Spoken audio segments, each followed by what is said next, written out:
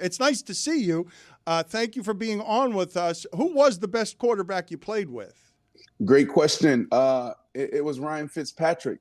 I mean, that's an easy answer for me. I had 22 guys throw me a pass. Ryan Fitzpatrick easily was the greatest one.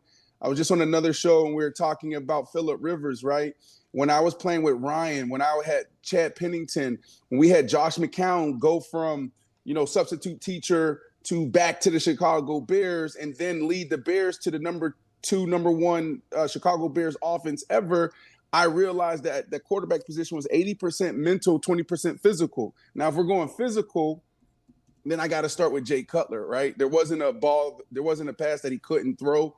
He was one of the greatest athletes I've ever been around, but there was so much else going on around him, whether it's our team, maybe where he was at, where he never was able to elevate to where I believe Jay Cutler could have ended up on the quarterback list. But Ryan Fitzpatrick, man, was a beautiful, beautiful guy to play with.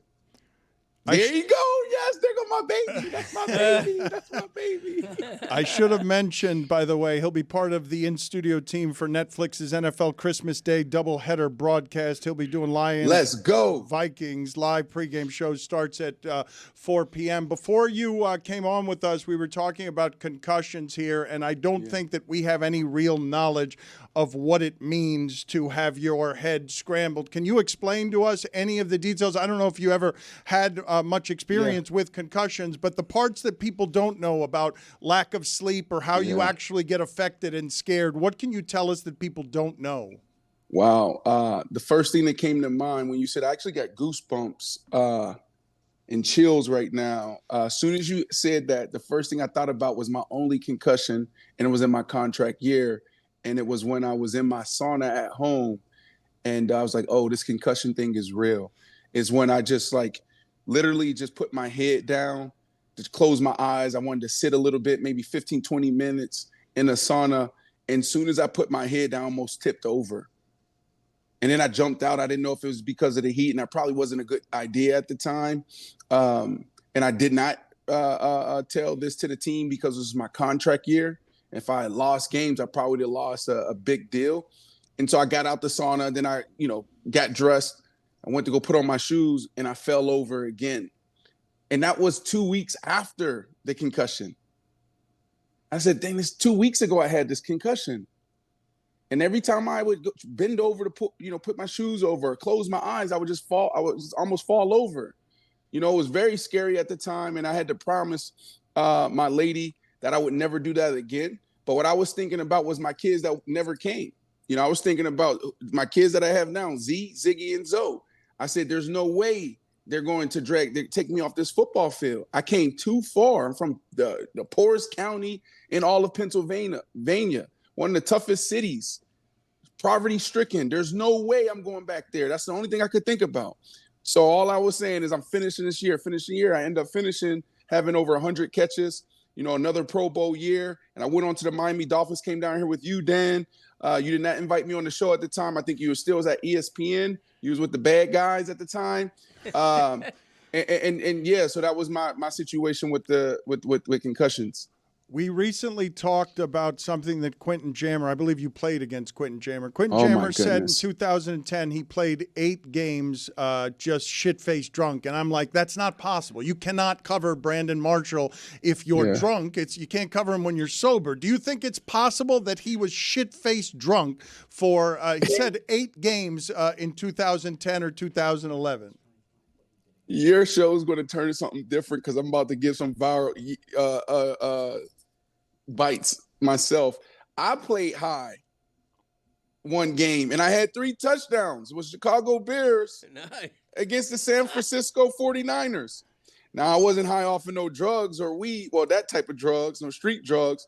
I was actually high off of pain pills, right? The week before, we're playing against the San Francisco 49ers, about to open up their new stadium. It was like Sunday Night Football, Monday Night Football. I tore my ankle. I was supposed to be out 6 weeks. And I said, no way. And I asked the team, just give me until pregame to prove to them that I could be good enough to go out there. And so, man, I take this thing up after a long week of just healing and recovery, flying doctors into Chicago to help me out. And I I mean, I may have popped like six pills, right? What is it, codeine or something, codeine and hydrocodone. And then there was 2 other things. I got the horse shot, they call it, that the one shot you get in your butt. I got that. The Toradol. At the time, they wasn't the Toradol. Yeah, there it was. So at the time, they stopped giving us the Toradol shot. So what I ended up doing is going on the black market and getting Toradol pills. So I took 2 Toradols. I took maybe 4 or so hydrocodines, and I went out there and I felt nothing. And I scored 3 touchdowns. Well, career high.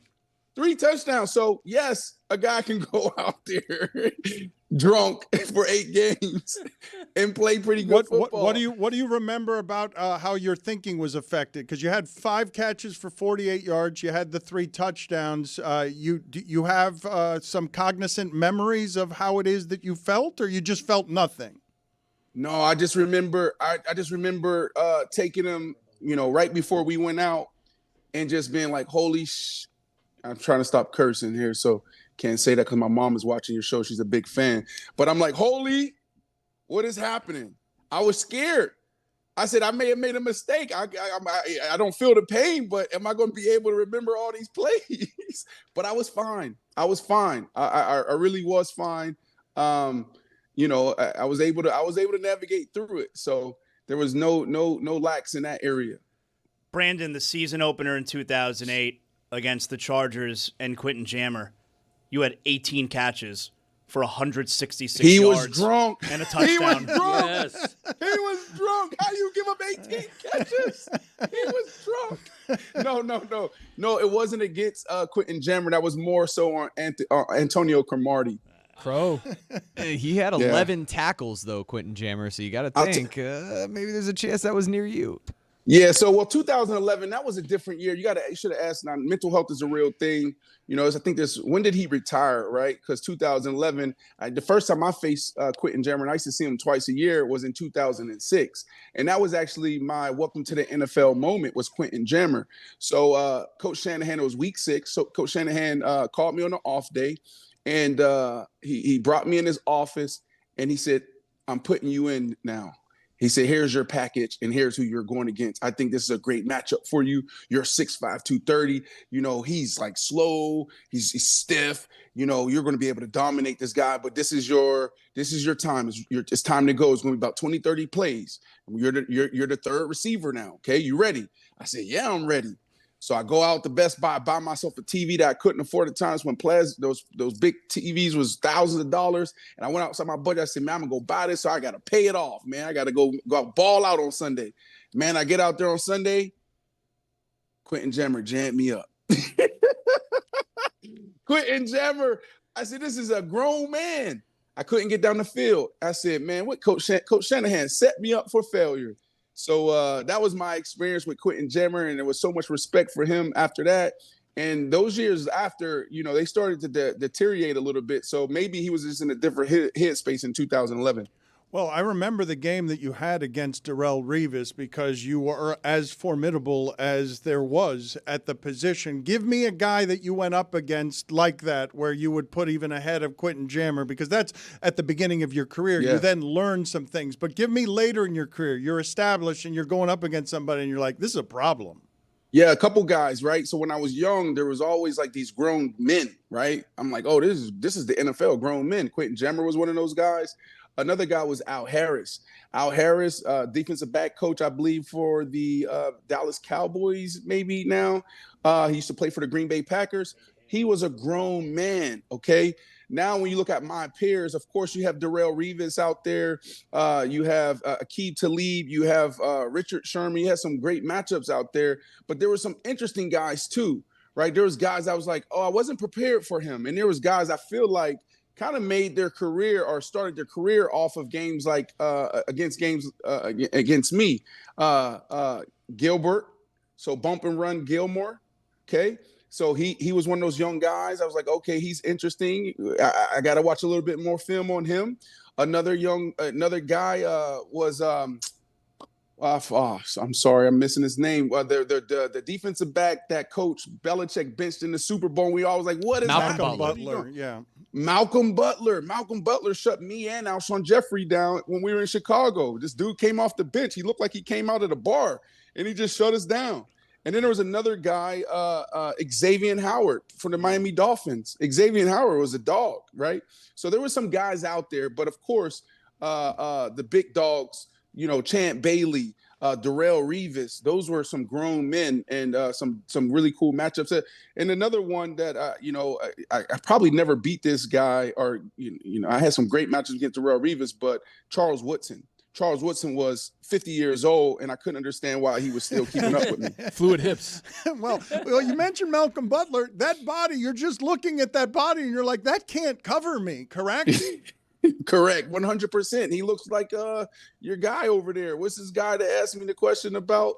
What's your name over there? Sorry. Zaslow? Me? He looks like Malcolm Butler. Zaslow. Yeah. Hey, B-Marsh, he's got a big-ass head, right? And a soda drinker's body. Zaz, how long have you been on the show? Like 8 or 9 months now. How long? 8, 9 months. Yeah, you're a new guy. You're the new guy. Yeah. You're the rookie. You're the rookie. Yeah. This show's been around 20 years, buddy, okay? Earn your stripes, buddy. I'm Big trying ass my head. best. I'm 8, trying 9 to fit years. in. Get out of here. You're still Trying. in your first year. Get out of here. Do you have guys over here been on the show for 10 years, doing the same thing, getting Dan's coffee. Boy, last you time over here, and now you gonna give him TV time? How dare you give him TV time in the first year? I regret bringing up your 18 catch game. Do you have a good Talib story? Because he was scary. Talib was scary. I guess my only Aqib Talib story was getting this podcast business last year. So, I went through a lot, had a breakup on our podcast, and then I was like, I'm gonna put the team back together. And so this is like my third time like taking a shot at it. Aqib comes down and he gives this speech to everybody that was there, Martellus Bennett, Ted Prescott, all these guys, some legends. And he's like, we got our brothers back. I believe in team. Boy, we got into the season. Aqib, after like week 2, week 3, is like, nah, man, I can't show up. I'm like, It was a good and now speech. he's on Gilbert Arenas' platform doing a phenomenal job. But it's exactly, what everybody saw, because years ago he was taken off in the booth and then he had to, step aside for a couple of years. But he's one of the bright spots in sports media now. I'm excited for him and sad that we missed the opportunity to build a platform together. But he's going to do well. I don't know your age off the top of my head. I assume you're younger than Phillip Rivers. When you're watching Phillip Rivers not play for 5 years and then play that way, your assessment was what of that performance on Sunday? Not surprised at all. Not surprised. I was excited. I wanted to see the ratings. That's what I wanted to see, how many people was actually going to turn on the TV just to see. Very curious. I didn't expect him to go over 150, and I think that may have been the line. So I wasn't expecting that, but I was expecting him to operate at a high level. You guys got to think, he goes way back with this head coach. This head coach was, on his offensive staff when he was still playing. And, quarterbacks, they know what they can do and what they can't do, right? It's not like they're going to throw the whole playbook at him, right? So, the Saturday before the game, you get the call shoes like, I like this, I like that, I don't like that, right? So he's going to be in a comfortable spot. The question was he going to be able to bounce up from a hit? And, they protect the quarterback now. I said this earlier when we talk about the quarterbacks. The quarterback position is 80% mental, okay? Peyton Manning at 40-something years old as well, with a broken neck, he won the Super Bowl.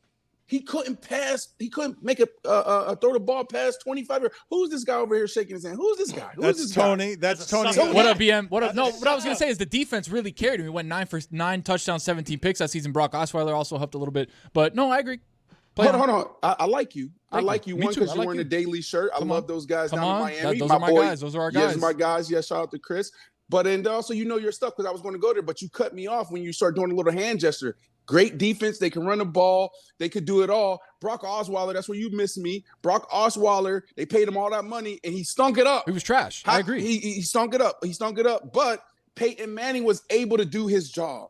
That's all you need out of some of these quarterbacks. Just do your job. Don't mess up the game when you have all those other pieces around them. They happen to have potentially this year's best back in football, right? They got a good defense. Just don't mess it up. Just don't mess it up.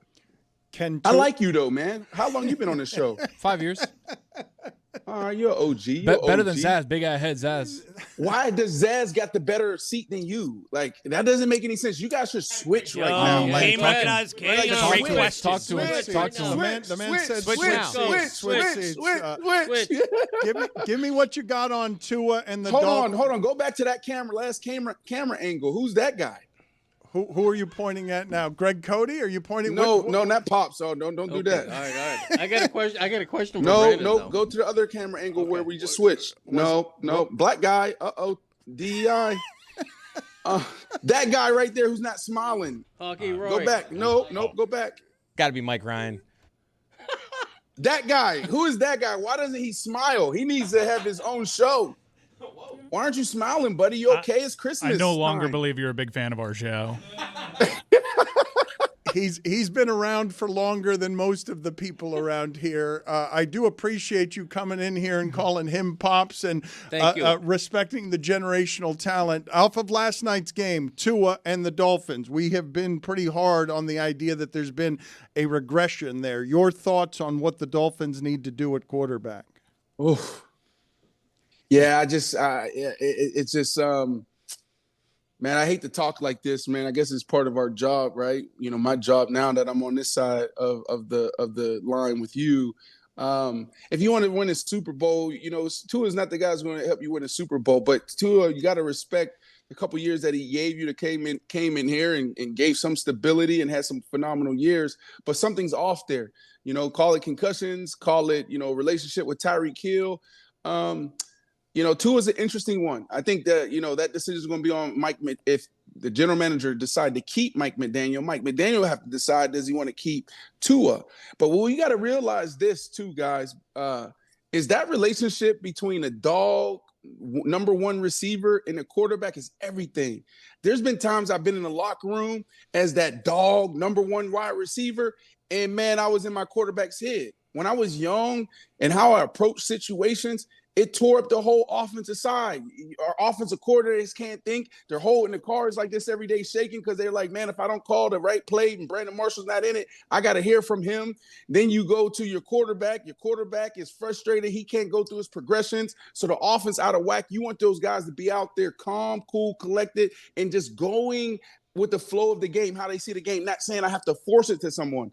Tyreek Hill has been phenomenal over the last couple of years, but Tyreek Hill is also one of those dog number one receivers that can present some challenges, some management challenges. So, you know, I was looking for more after Tua, after Tyreek went down. Thought he was going to actually take his game up a notch, and that didn't happen. So that was surprising for me. But remember how they started off this year. Tyreek Hill, he was saying he wanted out. Then he said he's coming back. Then he wanted out. And then he comes in and he apologized to his team. I'm working on my leadership and doing all of that. Tua says that he broke some relationships within, you know, not only the offense, but the entire building. That's a big problem. So when we think about why guys, you know, aren't performing at a high level, sometimes it's about the things that's happened off the field, not on the field. He's part of the in-studio team for Netflix's NFL Christmas Day doubleheader broadcast. Tony has said the Christmas Day is now. You look good in that seat, baby. Thank you, brother. He has said that it is now Christmas Day is now an NFL day. It is no longer an NBA day. I mean, NFL is now the games aren't great. Okay, obviously Patrick Mahomes isn't there. The Commies and the Cowboys, whatever. But you look at the NBA; they got a bunch of good games. Just feels like anytime the NFL's on, we got to watch it. There's a bunch of great games in the NBA, but I'm going to be locked in on the NFL. Brandon, what are you excited about being part of this coverage here? Because Netflix hasn't done this, and you haven't done exactly this. Two phenomenal brands coming together, right? Like the NFL.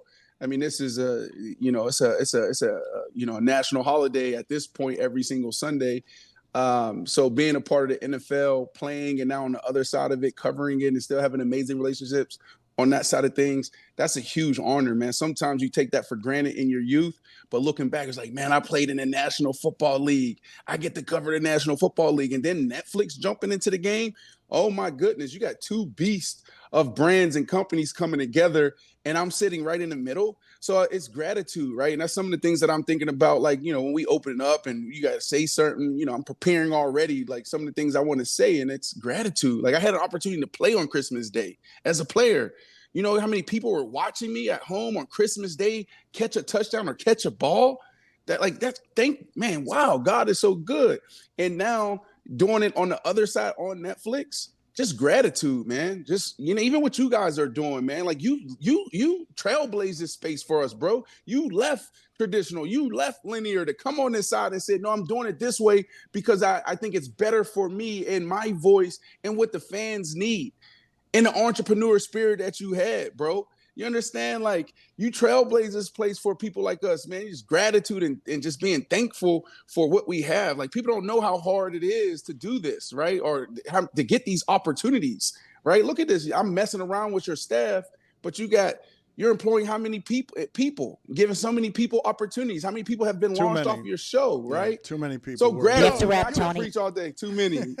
Too American many. hero. It's good. Who's that guy? Who's that guy throwing us the love sign? Who's that guy? We've got to go, unfortunately. We have to wrap. Don't go. He's a star. I love this guy. You are right that God is good, but he could have been better. He could have given you a quarterback better than Ryan Fitzpatrick.